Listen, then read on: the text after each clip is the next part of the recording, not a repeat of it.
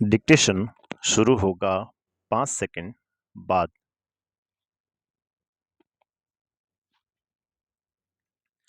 सत्ता की साझेदारी परिचय। इस अध्याय के साथ हम लोकतंत्र की उस यात्रा को आगे बढ़ाएंगे जो पिछले साल शुरू हुई थी। विराम। पिछले साल हमने देखा था कि लोकतांत्रिक व्यवस्था में सारी ताकत किसी एक अंग तक सीमित नहीं होती। विराम। विधायिका कार्यपालिका और न्यायपालिका के बीच पूरी समझ के साथ सत्ता को विकेंद्रित कर देना लोकतंत्र के कामकाज के लिए बहुत जरूरी है। विराम। पहले 3 अध्यायों में हम सत्ता के बंटवारे पर सोच विचार को आगे बढ़ाएंगे। विराम। आइए हम बेल्जियम और श्रीलंका की 2 कथाओं के साथ शुरुआत करते हैं। विराम। ये दोनों घटनाएं बताती हैं कि विभिन्न लोकतांत्रिक शासन पद्धतियां सत्ता के बंटवारे की मांग से किस तरह निपटती हैं। विराम। इन घटनाओं से यह समझने में कुछ मदद मिलेगी कि आखिर लोकतंत्र में सत्ता के बंटवारे की जरूरत क्यों होती है। विराम। इससे हम सत्ता के बंटवारे के उन रूपों पर बातचीत कर सकेंगे जिनकी चर्चा अगले 2 अध्यायों में की गई है। विराम। बेल्जियम और श्रीलंका। बेल्जियम यूरोप का एक छोटा सा देश है, क्षेत्रफल में हमारे हरियाणा राज्य से भी छोटा। विराम। इसकी सीमाएं फ्रांस, नीदरलैंड, जर्मनी और लक्समबर्ग से लगती है। विराम। इसकी आबादी 1 करोड़ से थोड़ी अधिक है, यानी हरियाणा की आबादी से करीब आधी। विराम।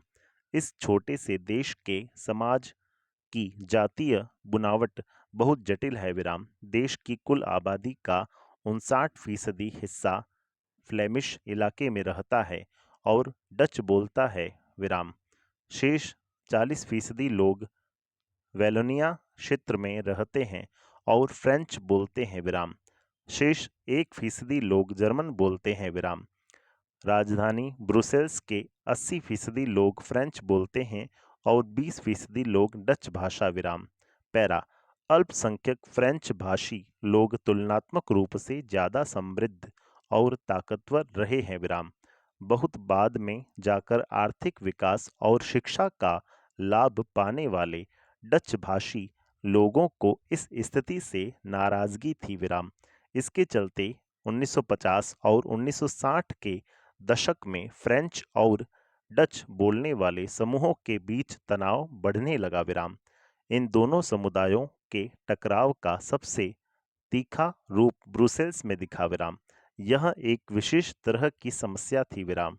डच बोलने वाले लोग संख्या के हिसाब से अपेक्षाकृत ज्यादा थे, लेकिन धन और समृद्धि के मामले में कमजोर और अल्पमत में थे। विराम। पैरा। आइए इस स्थिति की तुलना एक और देश से करें। विराम। श्रीलंका एक द्वीपीय देश है जो तमिलनाडु के दक्षिणी तट से कुछ किलोमीटर की दूरी पर स्थित है। विराम। इसकी आबादी करीब 2 करोड़ है, यानी हरियाणा के बराबर। विराम। दक्षिण एशिया के अन्य देशों की तरह श्रीलंका की आबादी में भी कई जातीय समूहों के लोग हैं। विराम।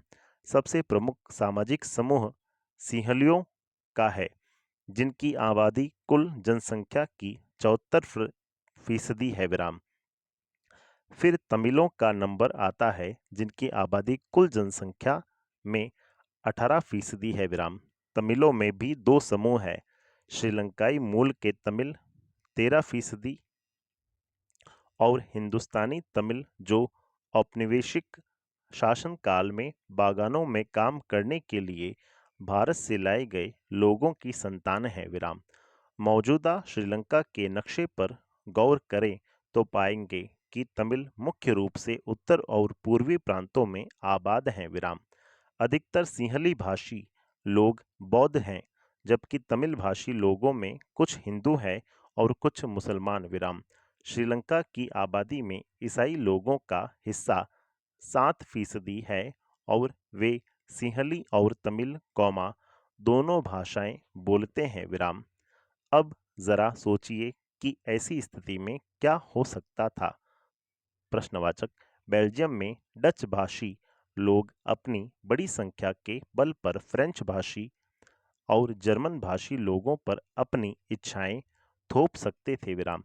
इससे उनके बीच की लड़ाई और बढ़ जाती विराम।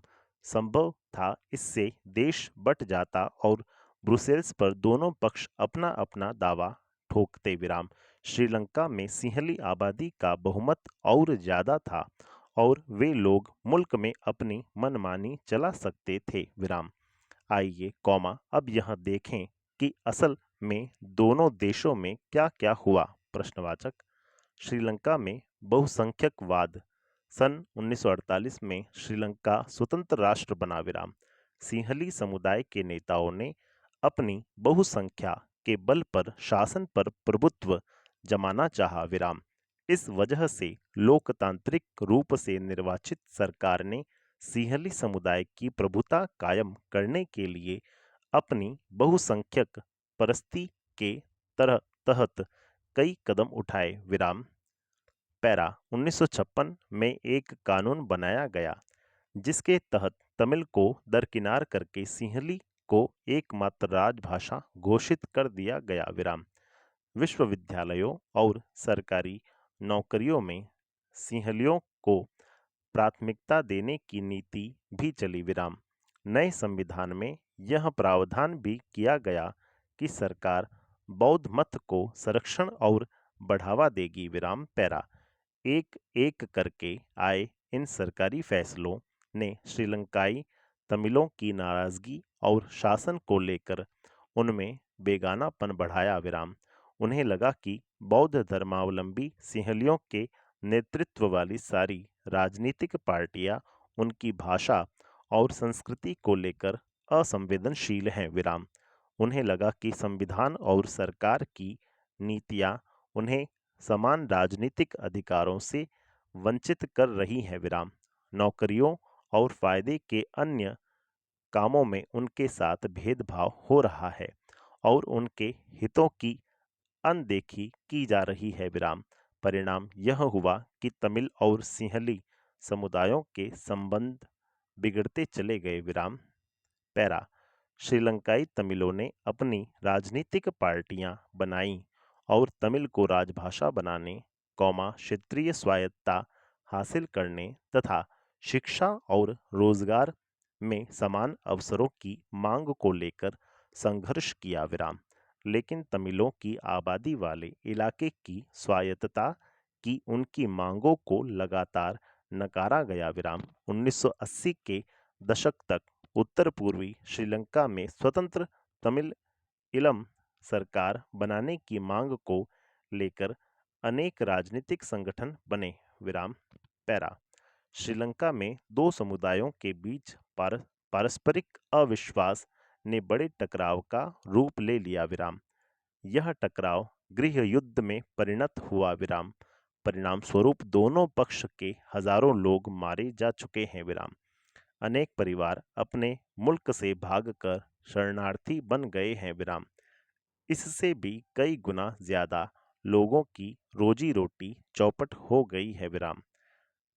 वहां के गृह युद्ध से मुल्क के सामाजिक, सांस्कृतिक और आर्थिक जीवन में काफी परेशानियां पैदा हुई है विराम। 2009 में इस गृह युद्ध का अंत हुआ विराम। पैरा बेल्जियम की समझदारी। बेल्जियम के नेताओं ने श्रीलंका से अलग रास्ता अपनाने का फैसला किया विराम। उन्होंने क्षेत्रीय अंतरों और सांस्कृतिक विविधता को स्वीकार किया विराम। 1970 और 1993 के बीच उन्होंने अपने संविधान में 4 संशोधन सिर्फ इस बात के लिए किए कि देश में रहने वाले किसी भी आदमी को बेगानेपन का एहसास न हो और सभी मिलजुल कर रह सकें विराम। उन्होंने इसके लिए जो व्यवस्था की वह बहुत ही कल्पनाशील है तथा कोई और देश ऐसा नहीं कर पाया। बेल्जियम के मॉडल विशेष जानकारियों के लिए देखें बॉक्स की कुछ मुख्य बातें निम्नलिखित हैं। संविधान में इस बात का स्पष्ट प्रावधान है कि केंद्रीय सरकार में डच और फ्रेंच भाषी मंत्रियों की संख्या समान रहेगी विराम। कुछ विशेष कानून तभी बन सकते हैं जब दोनों भाषाई समूह के सांसदों का बहुमत उसके पक्ष में हो विराम। इस प्रकार किसी एक समुदाय के लोग एक तरफा फैसला नहीं कर सकते विराम।